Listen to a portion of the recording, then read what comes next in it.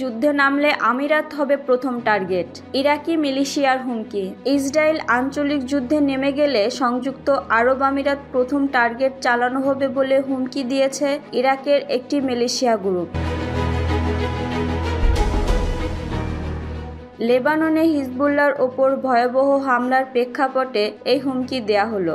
Islamic resistance in Iraq নামের একটি জোটের শরিক দল কাতাইব সাইয়েদ আল সুহাদার নেতা আবু আলা আল ওয়ালাই একটি এক্স পোস্টে এই হুমকি দিয়েছেন। তিনি বলেন, ইসলামিক রেজিস্ট্যান্স ইন ইরাক মনে করে যে উপসাগরীয় অঞ্চলে জায়নবাদী সত্তাটির অগ্রসর ঘাঁটি হচ্ছে আমিরাত। ফলে পূর্ণমাত্রায় যুদ্ধ শুরু হলে প্রতিরোধের প্রথম টার্গেট হবে আমিরাত। তিনি আরও বলেন, ইসলামিক রেজিস্ট্যান্স ইন ইরাকের ক্ষেপণাস্ত্র ও ড্রোনগুলো এখন জায়নবাদী সত্তার গভীরে পৌঁছাতে পারে।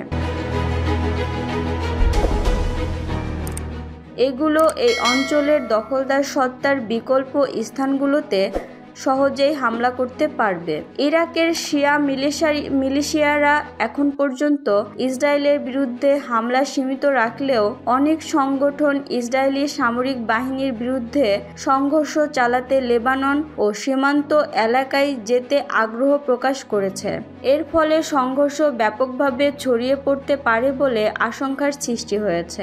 গ্রুপটি গাজা যুদ্ধের পর থেকে কয়েকবার ইসরায়েলের বিভিন্ন অংশে হামলা চালিয়েছে। অন্যদিকে সংযুক্ত আরব আমিরাত 2020 সালে ইসরায়েলের সাথে সম্পর্ক স্বাভাবিক করে। বিতর্কিত মার্কিন সমর্থনপুষ্ট আব্রাহাম অ্যাকর্ড এর অন্যতম অংশীদার হল আমিরাত।